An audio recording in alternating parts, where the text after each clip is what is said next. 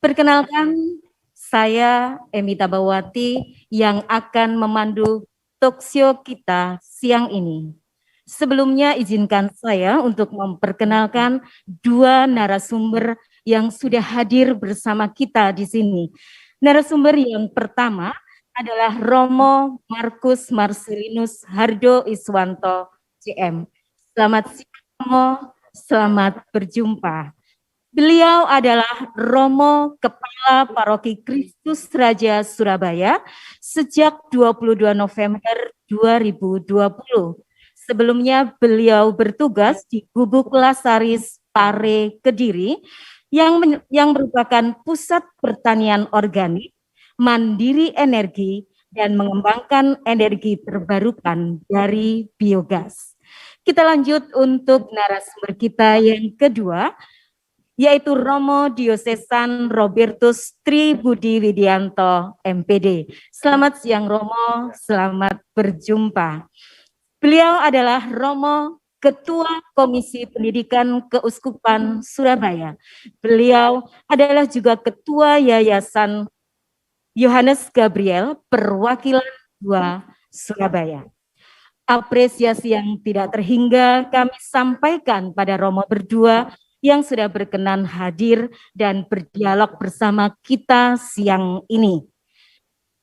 Sebelumnya kami infokan kepada seluruh peserta talkshow yang ingin memberikan pertanyaan. Pertanyaan hanya dibuka pada kolom chat melalui Zoom dengan menuliskan pertanyaan itu ditujukan kepada siapa, nama, asal sekolah, dan tentu saja jangan lupa pertanyaan yang akan ditanyakan. Dalam situasi yang memprihatinkan seperti saat ini, kita melihat dan berupaya untuk hidup sesehat mungkin. Tetapi sekaligus bagaimana kita juga bisa bertahan untuk ekonomi keluarga kita. Kita sudah memasuki era 4.0 atau bahkan menuju 5.0. Bagaimana juga kita semua, secara khusus para orang tua yang berusaha memilihkan pendidikan yang terbaik untuk putra-putrinya, senyampang Romo karena sudah 1 tahun mereka tidak hadir di sekolah. Kami merasakan dengan sungguh orang tua akan bingung sekolah lanjut mana yang akan kami pilih untuk putra-putrinya. Ingin tahu lebih lanjut tentang itu? Kita simak bersama dalam talkshow Dialog Pendidikan dengan tajuk Menjawab Tantangan Grafisimum Edukasionis di Era Milenial. Untuk Romo Udin, pertanyaan pertama ini Romo, kita belum tahu banyak tentang apa itu grafisimum edukasionis. Apakah Romo bisa menjelaskan kepada kami arti dan makna dari grafisimum edukasionis, apakah itu merupakan ajaran resmi dari gereja? Apakah ada juga yang melatar belakangi itu semua, Romo? Dan juga bagaimana sih sebenarnya pelaksanaan dari GE itu sendiri? Monggo, Romo Udit bisa memberikan penjelasan kepada kami semua.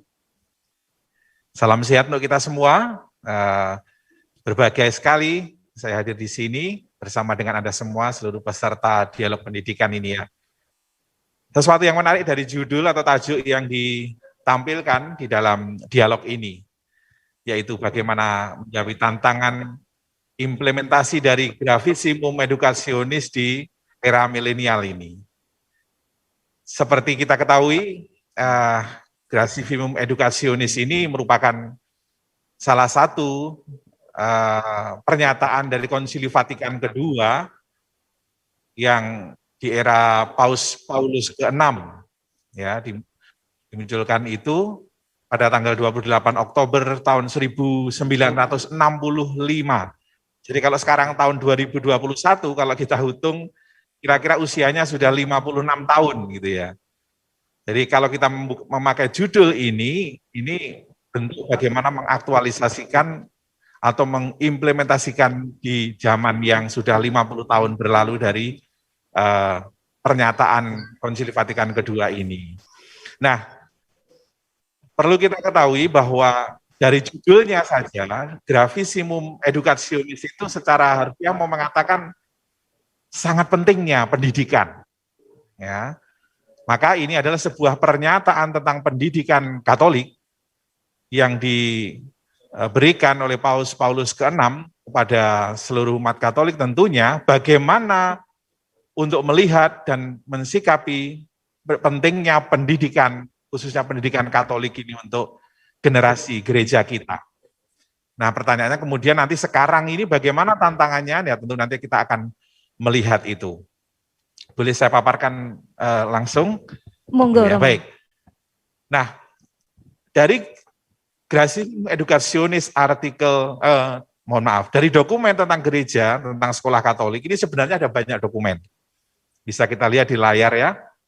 Nah, dokumen Konsili Vatikan kedua, grafisimum edukasionis menjadi pilihan yang baik untuk kita kupas, menjadi pisau untuk di dialog ini membedah bagaimana implementasinya. Tapi di dalamnya ada dokumen yang lain dari Kitab Hukum Kanonik, artikel dari Kitab Hukum Kanonik, dari dokumen Kongregasi Pendidikan Suci itu banyak sekali yang sudah dimunculkan dari tahun ke tahun. Tapi tidak akan saya gunakan, tetapi Anda bisa mungkin temukan itu dan dalami di sana. Nanti beberapa akan saya pakai juga untuk dimunculkan. Artinya apa? Dokumen tentang sekolah Katolik ini dalam gereja kita begitu banyak yang boleh kita jadikan referensi gitu sebenarnya. Hari ini secara khusus grafisimum edukasionis ya, pernyataan tentang pendidikan Katolik ini akan menjadi bagi kita pendalaman. Lanjut.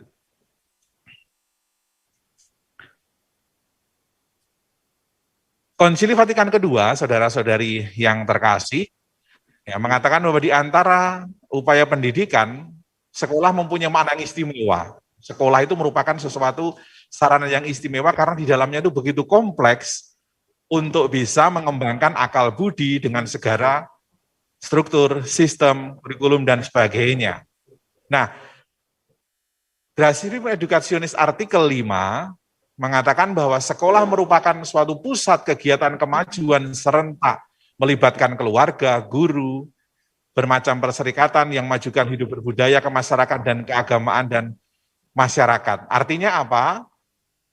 GE mengajak kita untuk melihat bahwa sekolah menjadi sarana yang penting bagi anak-anak kita, di mana juga mewadahi keterlibatan orang tua, keterlibatan guru, berbagai macam unsur untuk membentuk anak kita menjadi pribadi-pribadi yang pendidikannya bermutu begitu. Nah, lanjut. Tugas gereja Katolik dalam GE artikel 2 yaitu memfasilitasi pendidikan Kristen yang baik, pendidikan Katolik yang baik. Dihubungkan dengan apa? pernyataan adalah bahwa berkat kelahiran kembali dari air dan Roh Kudus, yaitu baptis, umat Kristen telah menjadi ciptaan baru, menjadi putra-putri Allah, maka semua orang Kristen berhak menerima pendidikan Kristen itu. Artinya, karena rahmat pembaptisan, kita semua yang telah dibaptis itu, putra-putri kita berhak untuk menerima pendidikan itu juga. Dalam GE artikel 2 dikatakan demikian. Lanjut.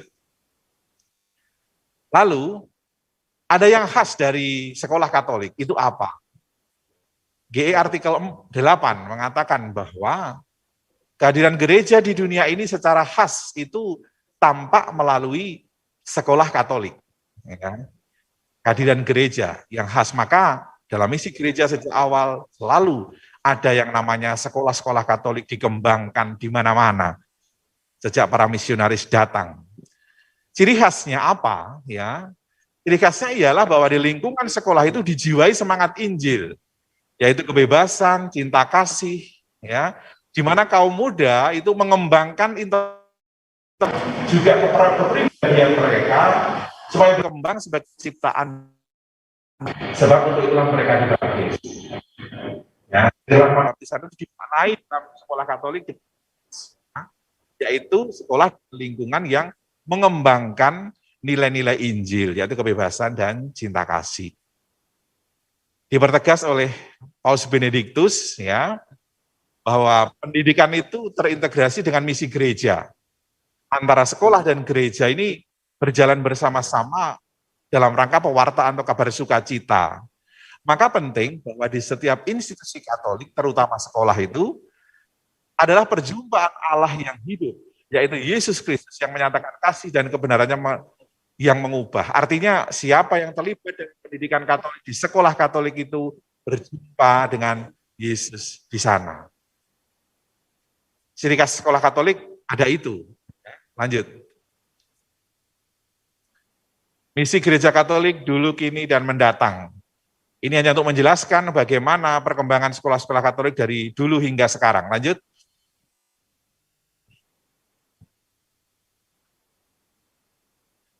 Siapa penanggung jawab pendidikan Katolik?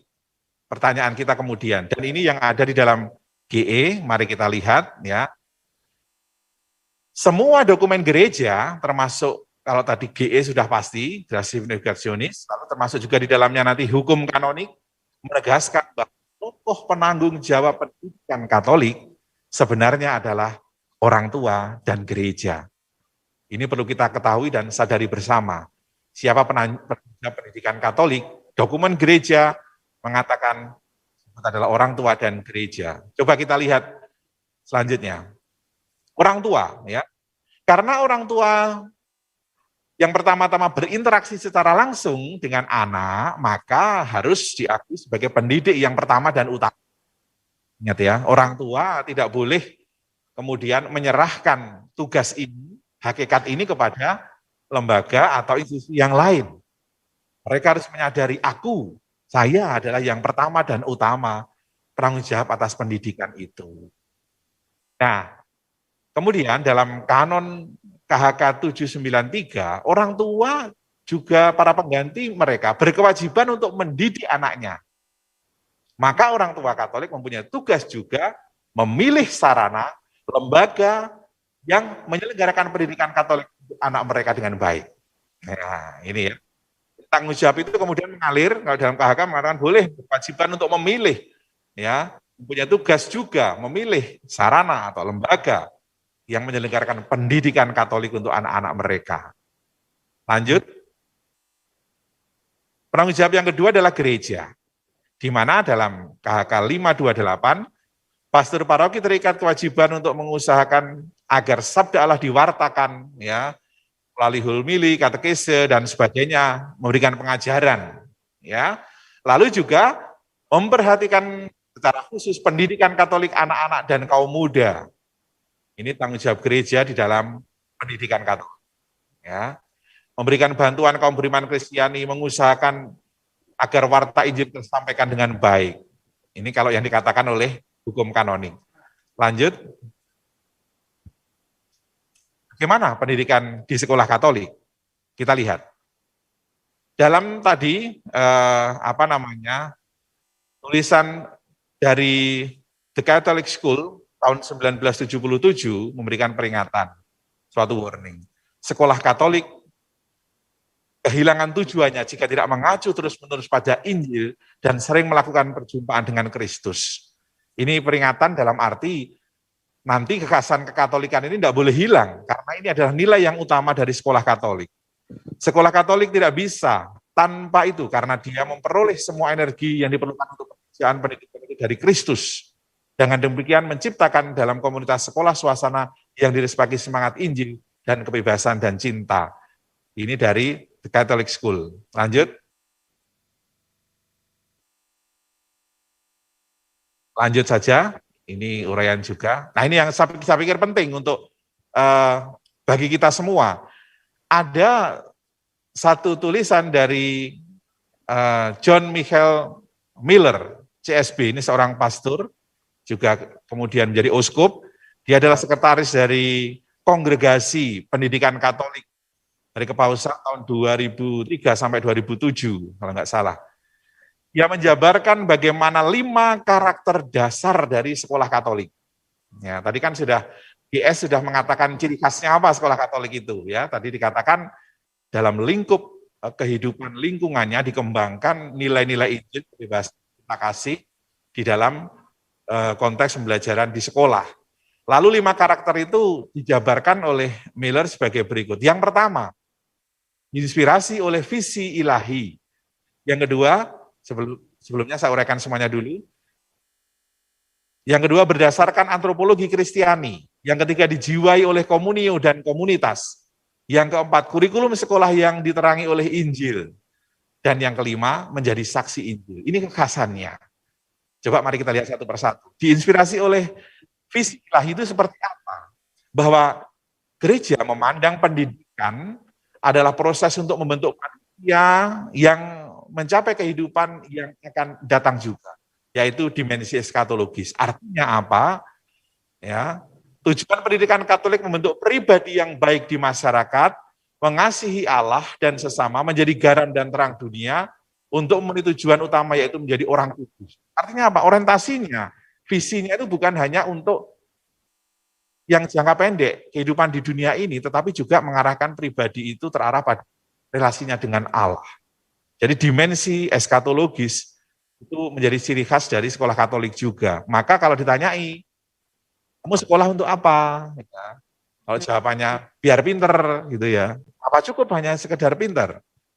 Kalau kamu sudah selesai sekolah, tujuanmu apa? Untuk bekerja. Apa hanya sampai di situ? Tidak. Ya, jadi sekolah Katolik membawa kesadaran setiap siswanya bahwa bagaimana ia bekerja, bagaimana ia kemudian setia dengan imannya, mengasihi Allah, dan seterusnya itu berdimensi eskatologis. Kehidupan yang akan datang itu menjadi jangkauan dari tujuan serta ciri khas sekolah Katolik menurut Miller tadi. Yang kedua, yaitu antropologi Kristiani. Ya, ini ada istilah bahasa Latin, bahwa iman Kristiani memahami bahwa gratia supponit naturam. Ya, artinya dari bahasa Latin ini adalah bahwa naturam, bakat itu akan menjadi rahmat yang sungguh besar kalau dikembangkan secara maksimum. Dan sekolah Katolik harus memiliki misi seperti ini. Bagaimana potensi yang ada dalam diri anak-anak, talenta mereka, ada yang 2, ada yang 1, ada yang 5, harus dikembangkan sungguh supaya apa? Rahmat itu kemudian menjadi berlimpah. Ya, ciri khasnya di situ. Mensyukuri bahwa diri anak itu potensinya beraneka ragam, bermacam-macam, tingkatannya macam-macam, tetapi harus dilihat sebagai sesuatu yang harus dimaksimalkan di dalam sekolah Katolik, dan disitulah menjadi rahmat. Ini dimensi antropologinya. Kemudian yang ketiga, sekolah Katolik harus dijiwai oleh komunio dan komunitas. Ya, apa ini maksudnya? Ya, bahwa sekolah Katolik selalu menekankan aspek komunio, bukan individu. Ya, bahkan sekolah Katolik memiliki hakikat yaitu komunitas yang menyatukan mereka yang bersatu di dalamnya. Dari aneka warna kulit, dari aneka golongan, dari aneka status sosial, status ekonomi, dan lain-lain, mereka bersatu dalam komunitas. Maka dididik di dalam sebuah komunitas untuk memahami bahwa ia tidak sendiri, ia adalah bagian dari komunitas. Jadi sekolah Katolik menjadi the home and the school of communion. Jadi rumah dan sekolah komunitas, bentuk pribadi yang mau berkomunitas dan berrelasi dengan yang lain. Harus membentuk yang demikian. Lalu yang keempat, hakikat yang keempat yaitu bahwa kurikulum sekolah Katolik harus diterangi oleh Injil. Ya, kurikulum itu sesuatu yang dalam rangka struktur pendidikan itu membentuk seluruh sistem yang ada pada tujuan pendidikan. Maka kalau diterangi oleh Injil, maka jelas-jelas apa yang disampaikan kepada anak itu kemudian harus memiliki kekhasan nilai Injil di dalamnya.